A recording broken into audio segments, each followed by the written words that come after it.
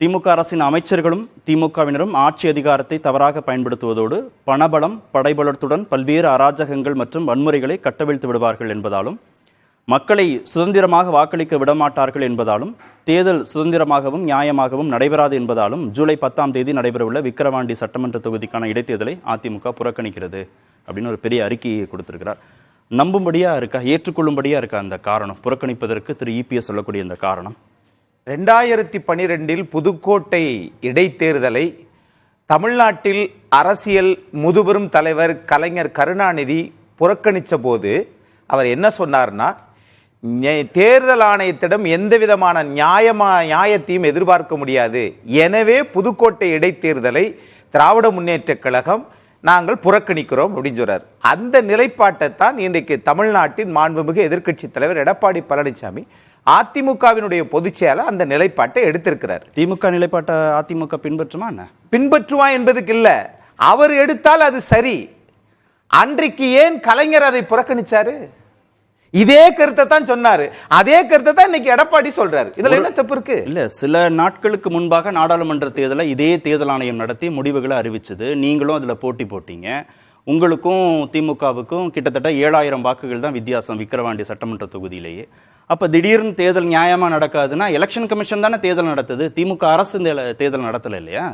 Election கமிஷனை தான் கலைஞர் அவர்களும் சொன்னார்கள். இப்போ இந்த நிலைப்பாட்டை அவர் இது எல்லாரும் நினைக்கிறாங்க, இதை நிக்கல, இவர் இதாயிட்டார், பயந்துட்டாரு. பயப்படல இல்ல, விட்டு பிடிக்கிறார். நடக்கிறது நடக்கட்டும். எங்க போனாலும் இன்றைக்கு பேசு பொருளாக மாறி இருக்கிறது அப்படின்னு சொன்னா பயம் கிடையாது. எதை விட்டாரு? எதையுமே விடல. விட்டு பிடிக்கிறார்னா நீங்க தலைப்பா தானே வச்சிருக்கீங்க, நாங்க ஒண்ணு அர்த்தத்தோட வச்சிருக்கோம். அதை விட பல அர்த்தத்தோட தான் எடப்பாடி பழனிசாமி முடிவு எடுத்திருக்கிறாரு. ஆக இதனுடைய அர்த்தம் என்னன்னு தெரியும். இங்க பாருங்களேன், 2021 திரு புகழேந்தி, மறைந்த திமுக புகழேந்தி அவர் வாங்கிய வாக்குகள் 93,000. அதிமுக வாங்கின வாக்குகள் 84,157. அதிமுக 2ஆம் இடம் தான். 3 வருஷம் ஆச்சு. 3 வருஷம் கழிச்சு ஆளுகிற கட்சிக்கு எதிர்ப்பலைகள் கூடி இருக்குமா குறைந்து இருக்குமா?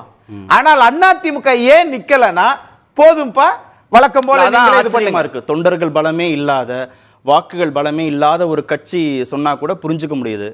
ஆனா பலமான கட்சி, எதிர்கட்சியாலாம் இருக்கீங்க, அதிமுக பெரிய கட்சி, பாரம்பரியமான கட்சி ஒரு தேர்தலை புறக்கணிக்குது அப்படின்னு சொல்றதான் ஏற்றுக்கொள்ளவும் முடியல, நம்பவும் முடியல. இல்ல, புறக்கணிக்கிறது என்பது ஜனநாயகத்துல நீங்க பாக்குற பார்வைன்னு ஒண்ணு இருக்குல்ல. இதே பெண்ணாகரத்துல 2ஆம் இடம் பாமக தமிழ்குமரன், 3ஆம் இடம் அதிமுக. அது மாதிரி இன்பசேகரன் முதலிடம் திமுக. சரிப்பா, முதலிடத்துல திமுக வந்துருச்சு, அதனால அவங்க வெற்றி பெற்றாங்க, வைப்பு தொகையை இழந்துட்டாங்க. அதிமுக 3ஆம் இடத்துக்கு போச்சுல. 2ஆம் இடத்தில் இருந்த பாமக 2011 ஆட்சி பிடிச்சிருச்சா என்ன? இல்ல, அது அர்த்தம் கிடையாது. அப்போ சில இடத்துல இந்த மாதிரியான நிலைப்பாட்டை எடுப்பது அந்த கட்சிக்கு நல்லது அப்படின்ற நோக்கத்துல ஒட்டுமொத்த கட்சி சேர்ந்து தானே முடிவெடுத்திருக்கிறாங்க. பாமக களத்துல இருக்கு, சீமான் களத்துல நிக்கிறாரு. அவங்க கிட்ட இல்லாதது என்ன உங்ககிட்ட இல்ல? அவங்க கிட்ட அவங்களுடைய பலத்தை விட அவங்களுடைய பலம் குறைந்ததாக அதிமுக நினைக்குது. பாமக தமிழ்நாட்டில் 31 வருஷம் ஆட்சி செய்த கட்சியா? நாம் தமிழர் இப்பொழுதுதான் 8% வாங்கி மாநில அந்தஸ்தை பெற்று இருக்கிறது 2024. ஆனால் 1972 இருந்து அது இன்னைக்கு ஆட்சி கட்சியாக 10 ஆண்டு காலம் இருந்து இன்னைக்கு போயிருக்குதுன்னா இந்த நிலைப்பாட்டை அவர்கள் தெளிவாகத்தான் எடுத்திருக்கிறாங்க. ஏதோ ஒரு நோக்கம் இருக்கு, ஏதோ ஒரு நோக்கம் இல்ல, ராஜதந்திரமான முடிவு இல்ல, இது வியூகம். இது நீங்க பெரிய பெரிய வார்த்தைலாம் போட்டு இது பண்ணி விட்டுறாதீங்க. அதுக்கு பிறகு அண்ணன் எம்எல்ஏ இவரெல்லாம் வேற விதமா கொண்டு போவாங்க. இது நோக்கமே கிடையாது, அவர்களுடைய விருப்பம். இது ஒரு வியூகம். இதை கண்டு நீங்க உடனே திரு ப. சிதம்பரம் அவர்கள் சொல்றார்கள், இல்ல இல்ல டெல்லி எஜமானர்கள் சொல்லிட்டாங்க, அதனாலதான் இவர் அவங்களுடைய பினாமி கட்சியான. இதை எத்தனை நாளைக்கு கேட்டு கேட்டு புளிச்சு போச்சு. நீங்கள் தான் தொடர்ந்து திமுக மீது சவாரி ஏறி உங்களுடைய சொந்த காலில் நிக்க முடியாமல் தமிழ்நாட்டில் நீங்கள் தொடர்ந்து நாடாளுமன்ற உறுப்பினர் இருக்கீங்களே.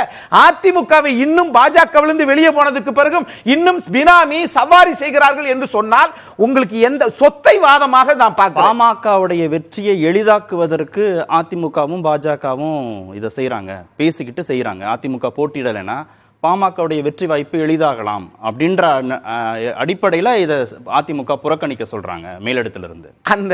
நான் கேட்கிறேன், பாஜகவிலிருந்து அதிமுக வெளியேறதுக்கு முன்னாடி என்ன சொன்னீங்க? நீங்க எந்த விதமான ஆக்கப்பூர்வமான செயலிலும் மக்களுடைய விலைவாசியை குறைக்கும் மாநில உரிமையோ நீட்டுக்காகவோ திமுகவும் காங்கிரசும் எந்த வேலையும் செய்யல, ஒரு துரும்பு கூட கிள்ளி போடல. ஆனால் அதிமுகவை குறை சொல்லுவது மட்டுமே உங்க நோக்கமாக இருந்துச்சுன்னா திரு நாம் தமிழர் கட்சியினுடைய ஒருங்கிணைப்பாளர் சீமான் அவர்களும் சொல்றார், எனக்கு இது வேடிக்கையாக இருக்கிறது. ஆம், நீங்கள் உங்களுக்கு இந்த தேர்தலே வேடிக்கையாக இருக்கிற போது அதிமுக வியூகம் தான் அமைத்திருக்கிறது. இது யாருக்கும் விட்டு கொடுக்கலாம் இல்ல, இருக்குது. பொறுத்திருந்து பாருங்க.